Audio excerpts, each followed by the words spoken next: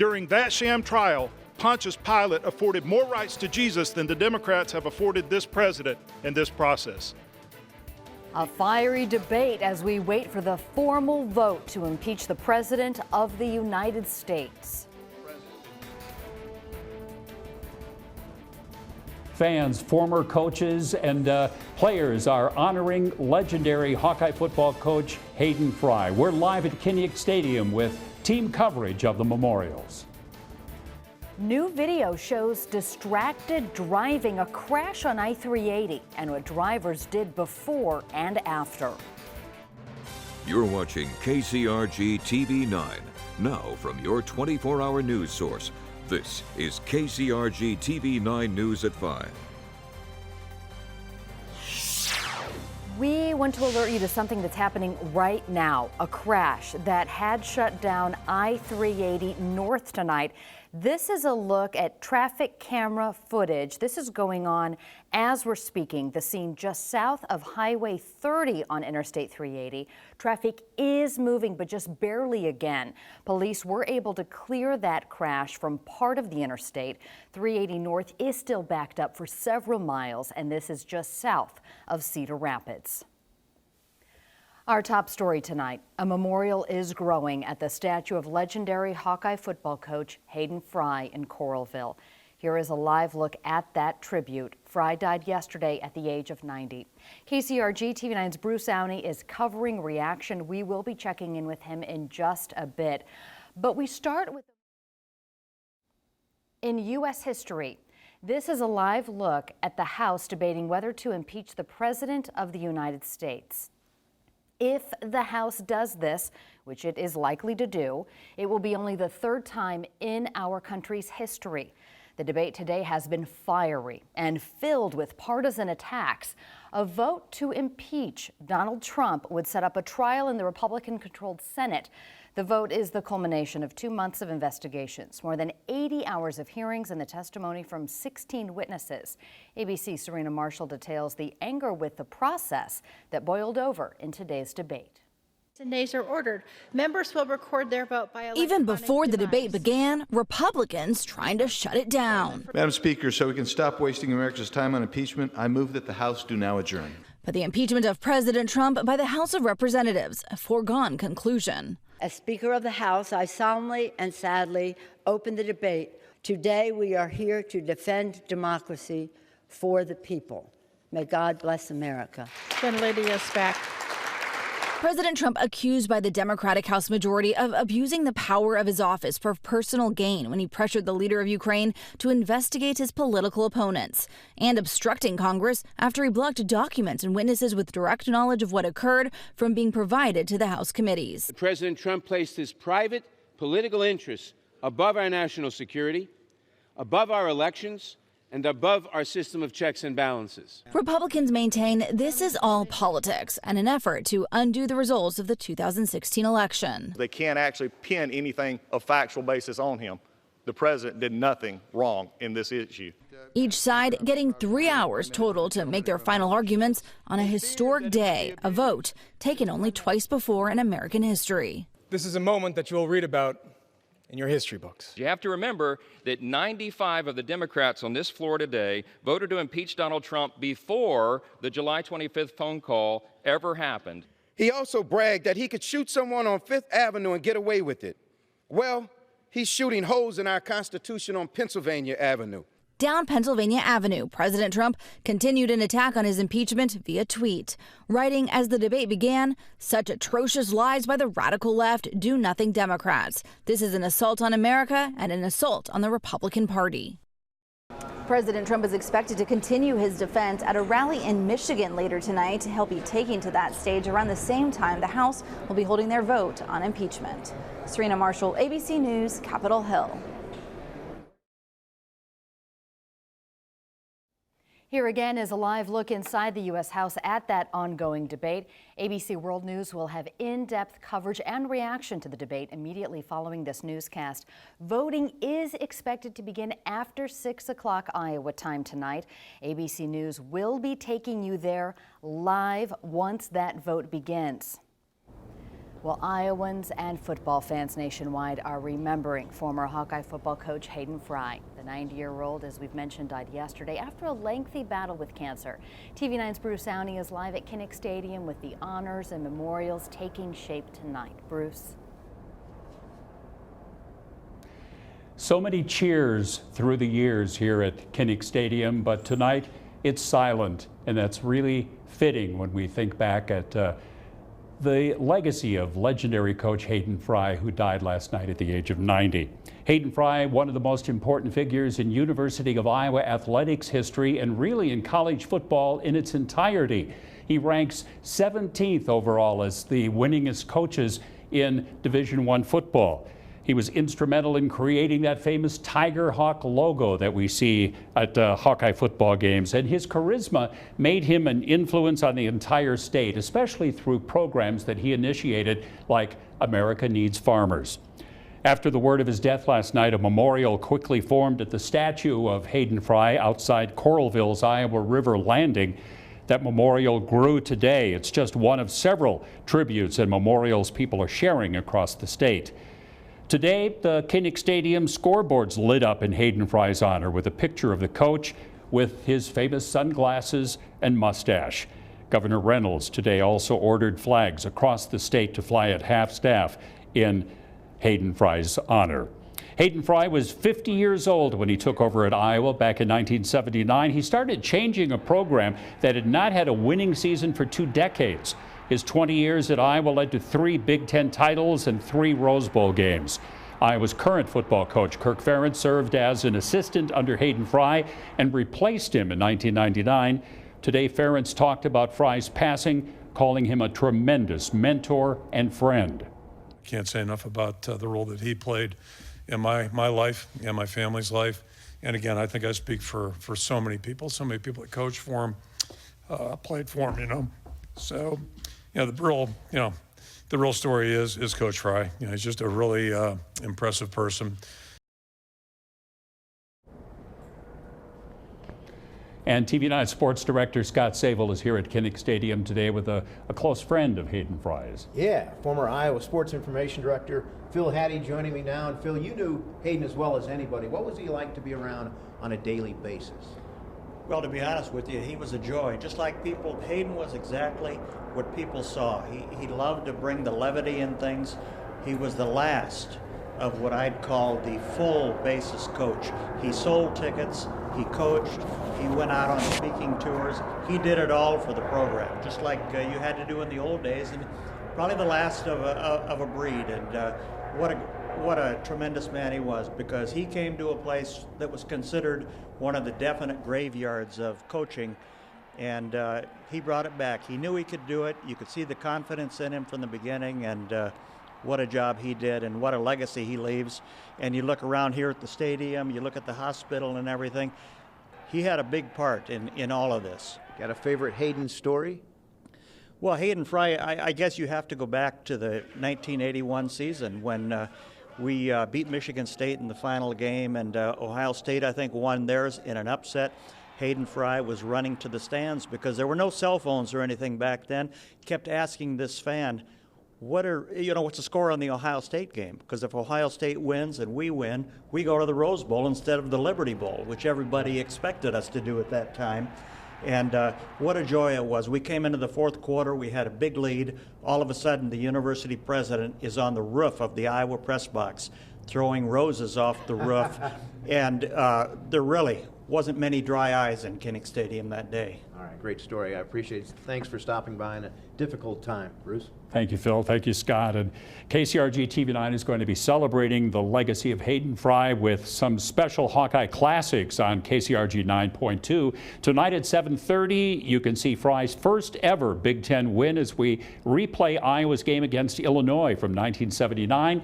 And at 9:30 a.m. this Saturday, we'll show you Hayden Fry's last win at Iowa. That was October 1998. Stay with us here on TV9. We'll be right back.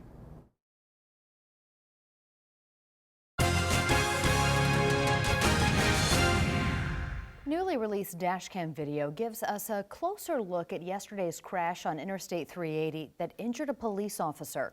KCRG-TV9's Taylor Holt has that video and shares what an Iowa State Patrol trooper says drivers should have done in that situation. Taylor?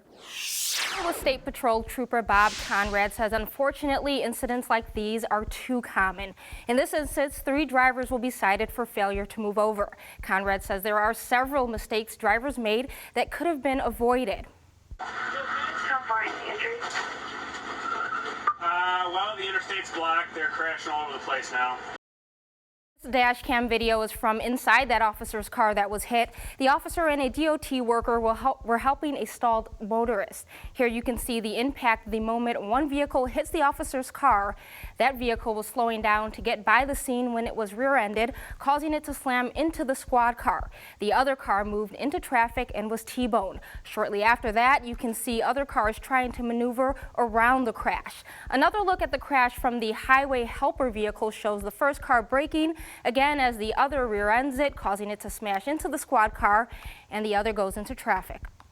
In a situation where you're on the roadway, you just need to have your head up. You need to be paying attention, looking down the road. And I know everybody thinks they do, but when something like that happens and there's cars bumper to bumper during rush hour traffic, things happen fast and you have to be able to react fast.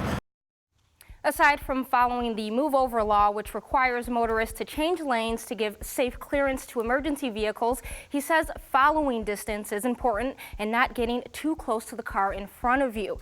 As far as the other cars trying to maneuver around that situation, he says as long as you are not a part of the crash or a witness and you can move through safely, you can proceed to do so. In the studio, Taylor Holt, KCRG-TV9 News.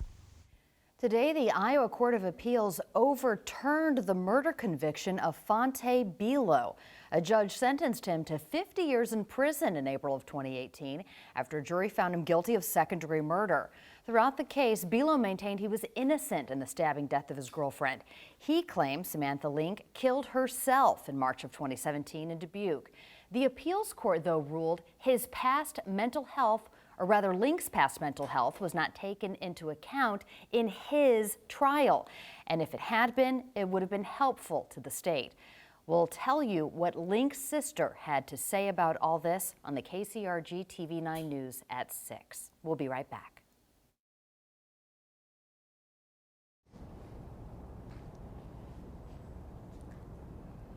Again tonight, we are continuing TV9's coverage that's celebrating the life of former Iowa Hawkeye football coach Hayden Fry. Coach Fry died last night at the age of 90. We're here inside Kinnick Stadium tonight, where the site of so many of Hayden Fry's 143 wins as the coach of the Hawkeyes. But tonight, many people are remembering Coach Fry not necessarily for his football exploits, but also for the contributions he made off the field that rippled all the way through the state. KCRG-TV9's Erin Scheinblum is live in Coralville tonight. And Erin, you spoke to a number of people who really have fond memories of this Hall of Fame coach, don't they? Bruce, in the short time that we've been out here, we've seen a number of people drop off flowers and leave letters for Coach Fry. But I spoke to a farmer earlier here in Johnson County who said that it might have been the off-the-field impact that made Coach Fry so great. Now, obviously, he's very well known for 3 letters, A-N-F. That was his push, led by the coach, to highlight the importance of farmers, especially during the farm crisis in the mid-1980s. Now, that Johnson County farmer I spoke to today said the impact of a yellow circle and 3 letters brought hope and a strong sense of pride to farmers across the state. The fact that he took that initiative to put the A&F symbol on the helmets of the team was just major. It just gave us validation that, you know, we're not alone out here struggling ourselves. And I say that collectively, you know, some dealt worse than others, but in general, all farmers are really dealing with tough times. Now, Dane said what Fry did for farmers was so significant, he was part of the group that asked for Coach Fry to become an honorary member of the state's Farm Bureau. Now, he also said that when Coach Fry arrived in Iowa City, he noticed that culture simply changed, but it was more than the product that they were putting on the football field. Now, we'll have more related to Coach Fry in the KCRG-TV9 News at 6. For now, Bruce, will send it back to you in Iowa City. Thank you, Erin. KCRG-TV9 will be honoring Hayden Fry's legacy with a half-hour special coming up this Friday night. We'll be looking back at Fry's career, his impact on Iowa Hawkeye athletics, and on the entire state. So don't miss the TV9 News special Remembering Hayden Fry right after the 10 p.m. news Friday night. Beth, back to you in the studio. Thank you, Bruce. Two organizations are investing millions of dollars into the CHAPLAIN Island in Dubuque in the next few years. The Q Casino and Dubuque Racing Association are funding a major hotel expansion and Veterans Memorial. KCRG-TV9's Allison Wong joins us live from Dubuque to explain how these plans will transform the island. Allison? The Dubuque Racing Association wants to make this a destination for Dubuque. It hopes the expansion of the Hilton Garden Inn will bring people down here to stay here, visit the casino and restaurants, and the Veterans Memorial. Now, Kevin Lynch, DRA Vice Chair, says crews will build a new hotel structure that will go right between the casino and current hotel.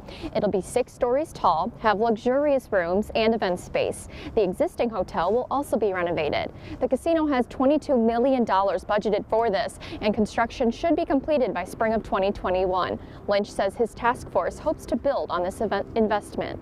We're kind of keeping the ball rolling, so really, in the next few months, you're going to see things really start popping down here on Schmidt Island. Meanwhile, the Dubuque City Council just gave the go-ahead to initiate bidding on the DRA's memorial project. It will enhance the current Veterans Memorial with a pathway to a pond, extra seating, and a tribute to Chaplain Schmidt. Now, the new wing of the hotel will also include a rooftop restaurant and lounge and large event space on the first floor. And Lynch says they hope that will bring a lot of people to this area as well. Live in Dubuque, Allison Wong, KCRG TV9 News. Now, your first alert forecast from meteorologist Justin Gehrts.